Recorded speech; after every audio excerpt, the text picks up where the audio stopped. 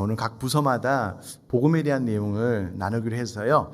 차근차근 우리 자녀들과 가정 예배를 드리면서 또 대화를 나눌 핵심 포인트들 몇 개 찝어서 또 마지막에 또 예수님의 십자가 복음에 대해서 좀 나누도록 하겠습니다. 여러분, 이 세상의 시작, 이 세상의 기원에 대한 학설은 단 두 가지밖에 없습니다.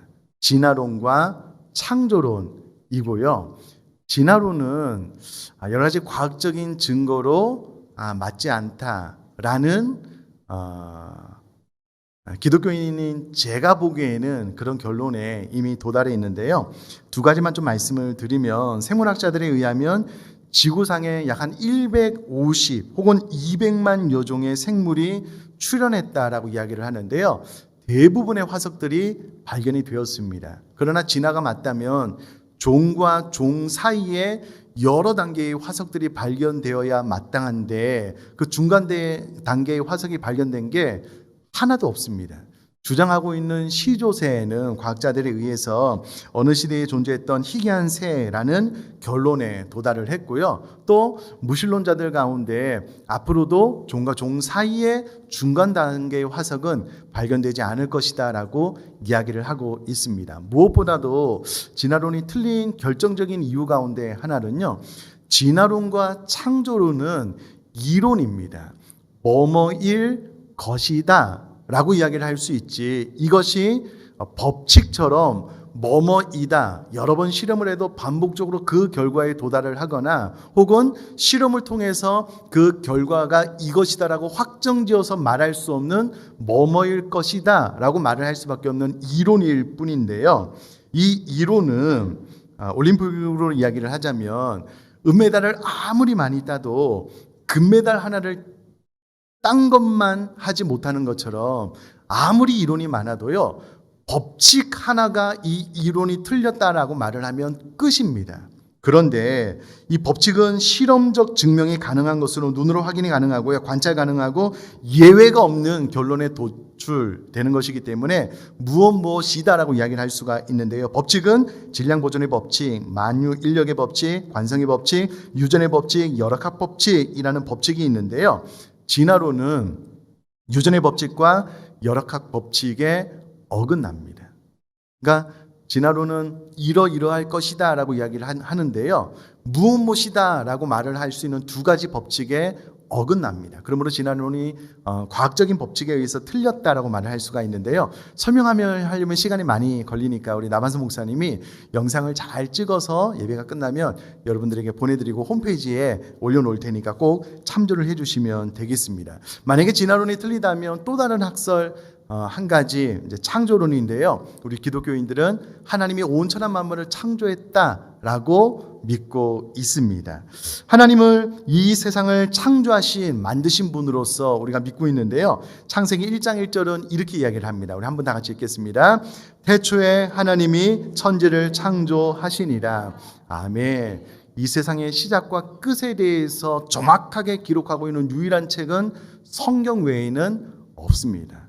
성경에서 정확하게 창세기 1장 1절에서 온 천하 만물을 하나님께서 창조했다라고 기록을 하고 있고요. 하나님께서 온 우주 만물과 지구를 창조하시고 난 이후에 에덴 동산을 만드시고 그 에덴 동산에 살게 하시려고 인류의 첫 조상인 아담과 하와를 흙으로 지으시고 에덴 동산에서 영원토록 살도록 하셨는데요. 창세기 2장 7절 8절 또 한번 같이 읽겠습니다.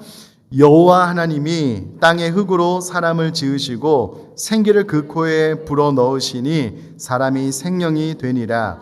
여호와 하나님이 동방의 에덴 동산에 상설하시고 그 지으신 사람을 거기 두시니라. 아멘. 하나님이 사람을 흙으로 지으시고요, 에덴 동산에서 영원토록 살게 하시고 난 다음에 동산 중앙에 있는 선악과를 따먹지 마라, 그러면 죽게 될 것이다. 선악과를 따먹지 않는 너의 행동을 통하여 내가 너의 창조주임을 기억하라 라고 명령했음에도 불구하고요, 그만 아담과 하와가 뱀의 사단의 유혹에 빠져서 선악과를 따먹는 죄를 짓게 됩니다. 그러므로 아담과 하와 이후에 태어나는 모든 사람들은 근본적으로 죄를 안고 태어나게 되었는데요. 이 부분에 대해서도 학설이 여러 가지가 있습니다. 그 중에 하나는 맹자가 주장하고 있는 성선설입니다. 이게 무슨 말이냐면, 응애하고 태어난 아이가 무슨 죄가 있겠느냐, 처음에 사람이 태어났을 때는 죄가 없는 상태로 태어났는데 이 세상이 너무 악하고 죄가 많기 때문에 죄를 배움으로 말미암아 악하게 되었다. 이렇게 주장하는 학설이 성선설이고요. 또 하나는 성악설인데요. 아니다. 사람은 태어날 때부터 악하게 태어났다라고 주장을 하는 학설이 성악설이고 순자가 주장을 하고 있습니다. 근데 동양의 학자들이잖아요. 서양은 과학적인 증명, 실험을 통한 결과에 도출하지 않고는 안 믿어요. 그래서 실험을 해봤대요. 아이가 태어나서 여러 명의 아이들을 전혀 문명의 혜택, 문명의 이기가 없는 오직 자연만 있는 섬, 자연만 있는 곳에서 이 아이들을 키워봤대요. 전혀 죄를 가르치지 않고 보여주지도 않고.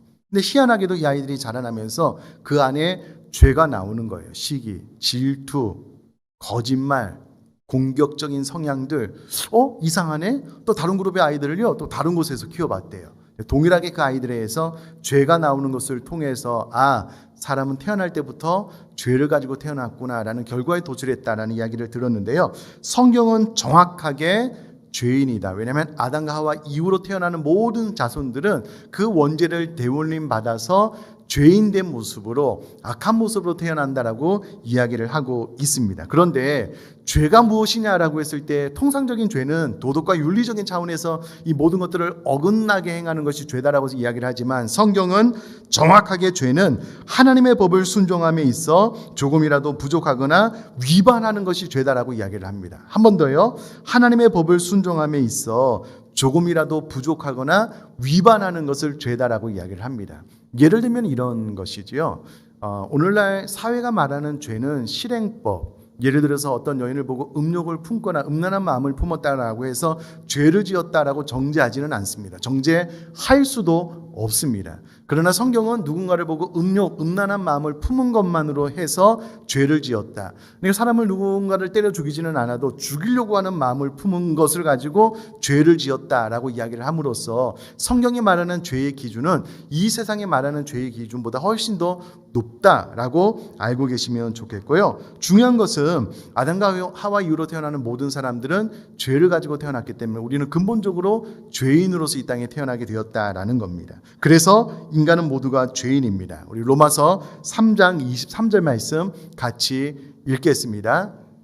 모든 사람이 죄를 범하였음에 하나님의 영광에 이르지 못하더니 그러므로 의인은 하나도 없고요. 하나도 없습니다. 제가 전도를 해보면 혹시 죄가 있으세요? 물어보면은요. 죄가 없다라고 말씀하시는 분들은 거의 없어요. 열의 9, 100의 99명은 다 죄가 있다. 그 중에 독특하게 한 분은 나는 죄가 없어요 라고 이렇게 말씀을 하시는데요. 이게 제가 조목조목 이야기를 해보면 본인도 죄가 있다라고 결국은 고백을 하시게 되는 것을 보게 됩니다.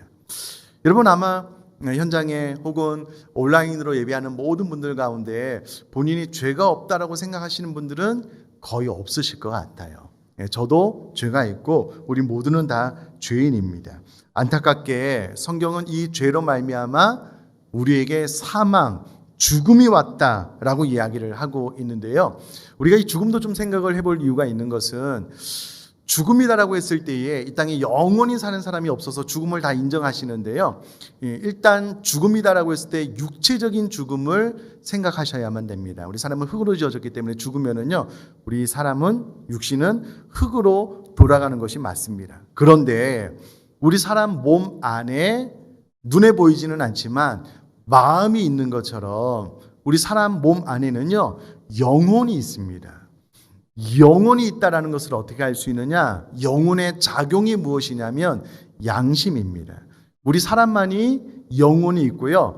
영혼이 있으므로 양심이 있고 양심이 있으므로 선과 악을 구별할 수 있고요. 잘못, 죄를 지으면 양심의 가책을 받는데 이것이 영혼이 있기 때문에 그렇고 영혼의 작용이다라고 이야기를 할 수가 있겠습니다. 우리 집에서 사랑하는 애완 고양이 많이 키우실 텐데요. 우리가 아무리 집에 있는 애완 고양이를 사랑해도요. 그 동물들 안에는 영혼이 없어요. 선과 악을 구별해낼 수 있는 능력이 없습니다. 왜냐하면 그 동물 안에는 영혼이 없기 때문에 그렇습니다. 사람 안에만 영혼이 있는데요. 사람이 죽으면 우리 육체는 흙으로 지어졌기 때문에 흙으로 돌아가지만 사람 안에 있는 영혼은 영원히 살아갈 수 있게 되는 것입니다. 그런데 우리가 이 땅에 100년, 120년, 200년을 못 살고 죽게 되잖아요. 그러면 사람이 죽고 난 다음에는 어떻게 되느냐라고 했을 때는요, 하나님의 심판이 있다라고 성경이 이야기를 하고 있습니다. 자, 우리 히브리서 9장 27절 말씀 한번 한 목소리로 같이 읽겠습니다. 히브리서 9장 27절 말씀입니다. 시작. 한 번 죽는 것은 사람에게 정해진 것이요 그 후에는 심판이 있으리니. 사람이 한 번 죽으면 죽음으로써 끝이 나는 것이 아니고요, 죽음 이후에는 심판이 있다라고 성경이 정확하게 이야기를 하고 있습니다. 그러나 이것은 성경의 증언뿐만이 아니라요, 예수님을 믿지 않는 사람들도 심판은 반드시 있어야 된다, 있었으면 좋겠다라고 이야기를 합니다. 왜냐하면 여러분, 이 보이스피싱, 이 죄를 짓는 사람 잘 잡히지도 않아요. 인신매매범들, 살아있는 사람을요 잡아가요, 장기를 팔거나 원하지 않는 마약 주사를 놔서 중독시켜서 사창가에 팔아넘기거나 이런 극악무도한 죄를 짓는 사람이 있어요. 가정 파괴범, 건강한 가정 가운데 들어가서 가족들이 보는 앞에서 막 강간을 하고 그 가정을 파괴하는 이와 같은 죄, 나쁜 죄를 짓는 사람들이 있거든요. 이런 사람들은 그러면 죽고 난 다음에 심판도 없이 그냥 끝, 무로 돌아가면 되느냐. 히틀러 같은 경우에는요, 유대인 600만을 학살을 했는데요, 그가 전쟁이 질 것을 직감하게 되자 지하 벙커에 들어가서 그가 사랑하는 사람과 결혼을 하고요, 권총 자살을 했대요.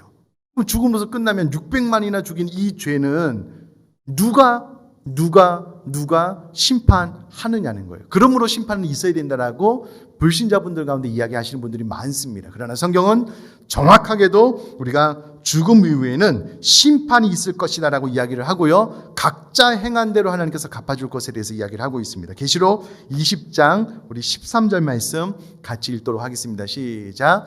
바다가 그 가운데서 죽은 자들을 내주고 또 그 가운데서 죽은 자들을 내주매 각 사람이 자기의 행위대로 심판을 받고, 죽음 이후로 끝나는 것이 아니고요, 죽음 이후로 내세가 있고, 그 내세, 죽음 이후에 다음 세상에 가면은요, 하나님의 심판이 있는데 각자 행한 대로 하나님께서 갚아주겠다라고 이야기를 하고 있습니다. 그러면 그 심판의 결과가 무엇이냐라고 했을 때에 안타깝게도 지옥이라는 거예요.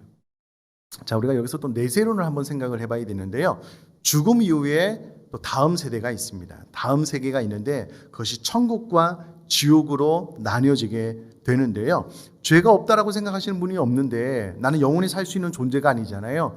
죽음으로서 끝이 아니라 내세가 있는데 천국과 지옥이고요, 죄 문제를 해결하지 않고 죽으면 지옥에 간다라고 성경이 이야기를 하고 있습니다. 그러면 그 지옥이라는 곳은 어떤 곳이냐라고 했을 때에 마가복음 9장 48절 49절 말씀 또 같이 읽도록 하겠습니다. 시작. 거기에서는 구더기도 죽지 않고 불도 꺼지지 아니하느니라. 사람마다 불로써 소금 치듯함을 받으리라.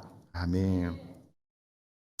지옥이 없다면 모르겠는데요, 만약에 지옥이 있다면 지옥은 어떤 곳이냐면 그곳은 구더기가 있는 곳이래요. 구더기는 가장 더러운 것을 상징하는 표현이다라고 생각을 하시면 되겠고요. 또 하나는 사람마다 불로써 소금 치듯함을 받는데요. 사람이 받는 가장 큰 고통 가운데 하나는 화상의 고통이래요.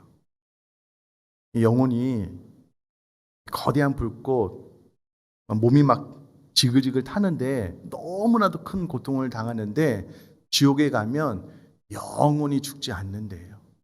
쉬는 시간도 없고요, 두 번 돌이킬 기회가 없대요. 또 하나는 하나님과의 단절로 인하여 지독한 외로움이 있대요. 다들 지옥의 고통을 받으니까 서로를 돌아볼 시간이 없어서 영원이라는 시간을 외로움 가운데 지내는 곳이 지옥이다라고 이야기를 하고 있습니다. 없으면 모르겠는데 만약에 있다면, 또 저는 목사로서 있다라고 생각을 하거든요. 그렇게 생각을 해보니 우리 사랑하는 가족들,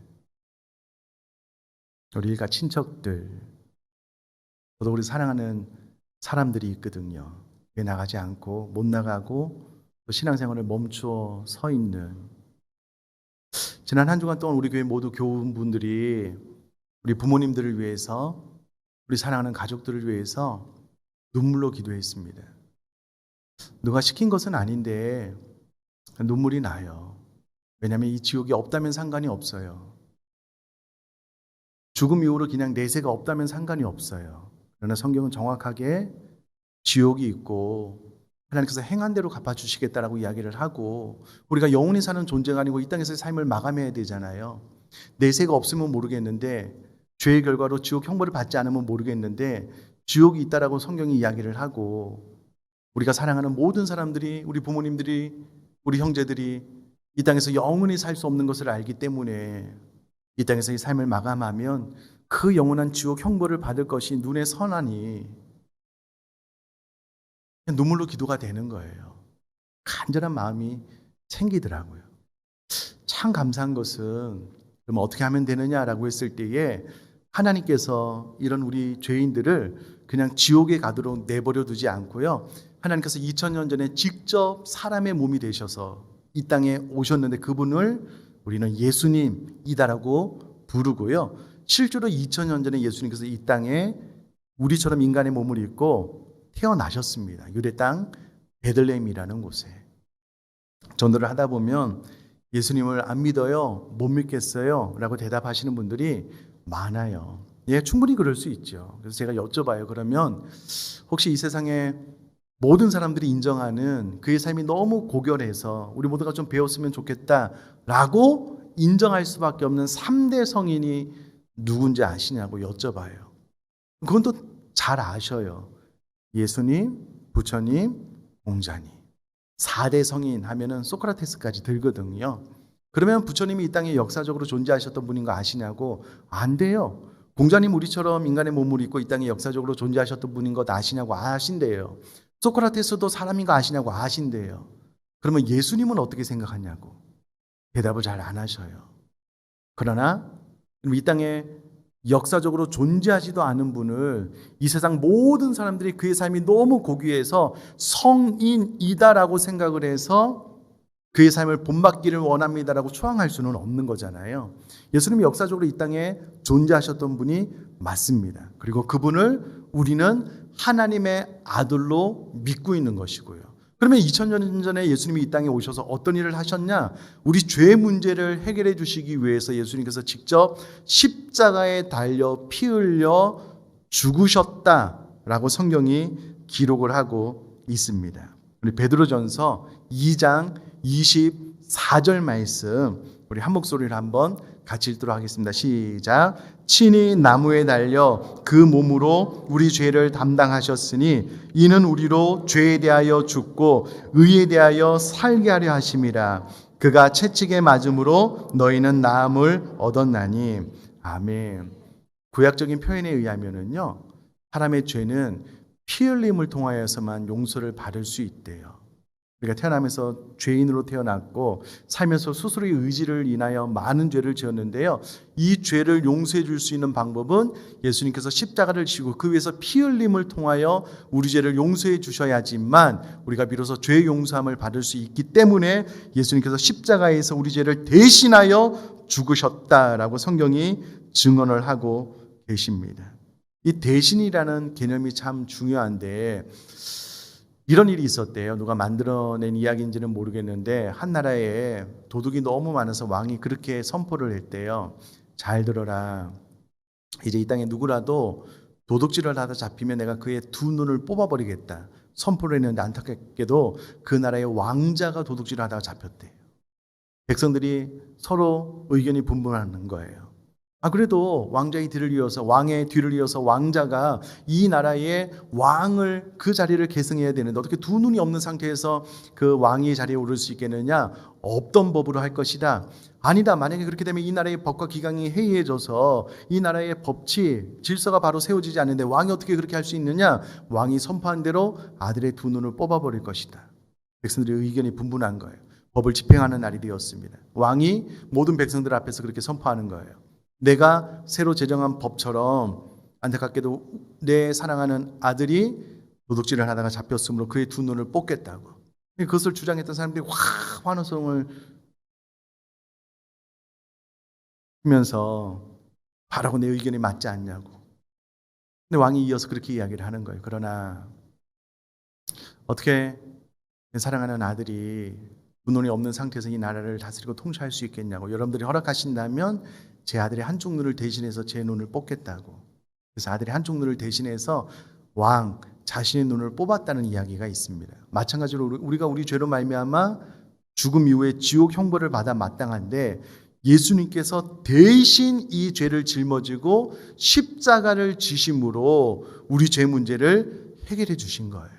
그리고 예수님의 피 흘림을 통하여 그 보혈을 의지하여 우리 죄를 고백할 때마다 우리 죄를 용서해 주시겠다. 그러므로 죄 사함의 복과 은혜를 주시겠다라고 말씀을 해 주셨습니다. 우리 이사야 1장 18절 말씀 한번 다 같이 읽겠습니다. 시작. 여호와께서 말씀하시되 오라 우리가 서로 변론하자. 너희 죄가 주홍 같을지라도 양털같이 희게 되리라. 아멘. 우리 하루 동안 삶을 살다가 손이 지저분해지면 집에 가서 비누로 손을 깨끗하게 씻잖아요. 죄를 지으면 죄 문제를 어떻게 해결하느냐? 우리 죄를 그리스도의 보혈을 의지하여 하나님 앞에 우리 죄를 고백하면 하나님께서 우리 죄를 씻어주심으로 죄 사함을 주시겠다라고 이사야서 1장 18절에 이야기를 하고 있습니다. 그러므로 우리의 죄는 예수님의 피 흘림을 통하여 용서함 받을 수가 있고요. 하나님 앞에 우리 죄를 고백함으로 우리가 죄 사함을 받을 수 있다라고 이야기를 합니다. 자, 그러면 천국에 대한 소망을 우리가 어떻게 갖게 되느냐? 예수님이 암만 우리 죄를 짊어지고 죽었다라고 할지라도 그렇게 사람처럼 죽음으로써 끝이 났다면 우리가 천국에 대한 소망을 갖지 못할 텐데 예수님은 죽으셨다가 3일 만에 부활하심으로 말미암아 우리가 부활체로 저 영원한 천국에 들어갈 수 있음에 대해서 모범을 보여주셨습니다. 그리고 그 부활의 주님이 우리에게 이렇게 이야기를 하고 계시는 거죠. 요한복음 11장 25절 26절 말씀입니다. 같이 읽겠습니다. 시작. 예수께서 이르시되 나는 부활이요 생명이니 나를 믿는 자는 죽어도 살겠고 무릇 살아서 나를 믿는 자는 영원히 죽지 아니하리니 이것을 내가 믿느냐. 아멘. 이와 같은 사실을 믿으면 죽지 않고 영원히 살게 될 것이다. 저 영원한 천국에 들어가게 될 것이다. 라고 성경이 이야기를 하고 있습니다. 자, 이와 같은 사실을 마음의 문을 열고 영접하고 받아들이면 하나님의 자녀가 될 수 있는 길을 열어주셨는데요. 우리 요한복음 1장 12절 말씀 한번 같이 읽겠습니다. 시작. 영접하는 자, 곧 그 이름을 믿는 자들에게는 하나님의 자녀가 되는 권세를 주셨으니 아멘. 영접한다라는 말은요, 마음의 문을 열고 받아들인다는 거예요. 무엇을 받아들이느냐? 정리해보면 이런 것이겠죠. 하나님이 온 천한 만물을 창조하셨다는 것, 나는 죄인이라는 것, 나는 나의 죄로 말미암아 지옥 형벌 받아 마땅한데 예수님께서 이 땅에 오셔서 나의 죄를 대신 짊어지시고 십자가에 달려 죽으셨다는 것, 그리고 그 보혈로 인하여 내가 용서함 받게 되고 예수님의 부활함으로 저 영원한 천국 갈 수 있는 길을 열어주셨으므로 이 모든 것들을 마음의 문을 열고 받아들이면 나 또한 영생을 누리게 된다는 것, 하나님의 자녀가 될 수 있다라고 요한복음 1장 12절에서 이야기를 하고 있습니다. 사랑하는 성도님들, 아마 지난주에 부탁을 해서 아직도 부모님이 예수님을 믿지 않으면 오늘은 현장에 오실 이유가 없습니다. 부모님 댁으로 찾아뵙고 온라인을 통해서 이 메시지를 좀 들을 수 있도록, 또 아직도 예수 그리스도를 믿지 않는 일가 친척들이 있다면 꼭 오늘 이 예배 참석해서 온라인으로 이 복음을 좀 들을 수 있도록 했으면 좋겠습니다. 지난주에 이미 다 안내를 했고요. 우리 교회 모든 교우분들이 새벽을 깨워서 일주일 동안 눈물로 기도했습니다. 무엇 때문에요? 이제 마음의 문을 열고 예수님을 영접하실 수 있도록, 마음의 문을 열고 예수님을 받아들일 수 있도록. 근데 이게 저의 말로, 사람의 말로 이미 교회에 대한 안 좋은 선입관이 있거나 교회에 대한 아픔과 상처가 있거나 또 나는 굳이 뭐 예수님이 필요 없어라고 일평생을 살아오신 분들에게는 설교가 이제 다 끝나가는 쯤인데요. 사람의 말로 변화할 수가 없는 거예요. 그리고 모든 교우들이 새벽을 깨워서 눈물로 기도했습니다. 저도 이 사랑하는 가족들 가운데 신앙생활을 하다가 코로나로 인하여 쉬고 있는 가족들이 있어요. 우리 아내도 그렇고. 우리 아내도 어제 전화를 해서 오빠가 신앙생활을 안 하고 있는데 꼭 예배에 좀 참석해서 이 메시지를 좀 들었으면 좋겠다. 저도 저희 형에게 연락을 해서 오늘만큼은 이 온라인 예배에 참여했으면 좋겠다. 또 사랑하는 가족들, 부모님들 꼭 찾아뵙고 오늘 이 온라인으로 같이 예배했으면 좋겠다. 일주일 동안 기도했거든요. 이제 그 시간이 된 거예요. 그 시간이 되었습니다. 혹시 화면을 통해서 예배하는 우리 부모님들, 화면을 통해서 예배하는 우리 사랑하는 가족들, 이 지옥이 없으면 모르겠어요. 천국과 지옥이 존재하지 않으면 모르겠어요. 신앙생활을 해보니 천국과 지옥이 존재하는 것이 너무 분명한 거예요. 너무 확실한 거예요. 죄 문제를 해결하지 않고 죽으면 요즘 사건 사고가 너무 많잖아요. 너무나도 많은 사람들이 일순간에 생명을 잃고 죽음을 맞닥뜨리게 되잖아요. 그러면 우리가 너무나도 사랑했던 우리 부모님, 우리가 지금도 너무나도 사랑하고 있는 우리 사랑하는 가족들, 영원한 이별을 맞이할 수가 없는 거예요. 그것을 생각하니까는요, 도저히 감당이 안 되는 거예요. 기도하게 되고. 사랑하는 자녀들도 마찬가지입니다. 오랫동안 교회를 다녔지만 구원의 확신이 없어서 이와 같은 내용에 대해서 정확하게 이해하지 못해서 교회를 다니지만 아직 구원을 받지 못했을까 봐 오늘 예배가 끝나면 가정 예배를 통해서 이 설교 내용을 나누고 구원에 대해서 좀 검증할 수 있는 그런 시간을 가지려고 합니다.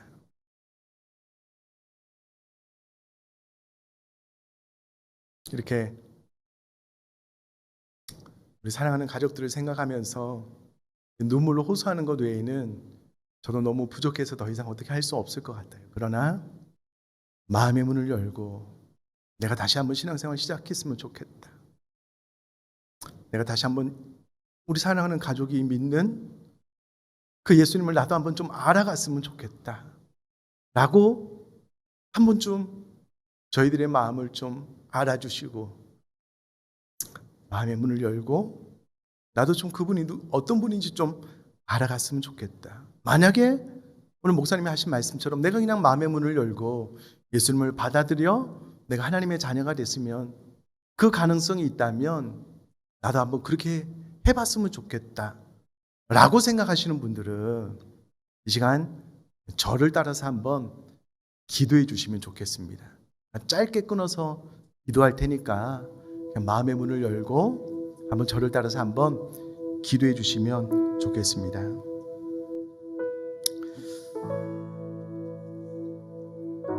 하나님 아버지, 저는 죄인입니다. 저희 죄를 용서해 주옵소서. 예수님께서 저희 죄 때문에 십자가에서 대신 죽으시고 부활하신 것을 믿습니다. 저는 예수님을 구주로 믿고 하나님의 뜻대로 살겠습니다. 저를 구원해 주신 은혜에 감사합니다. 예수님의 이름으로 기도합니다.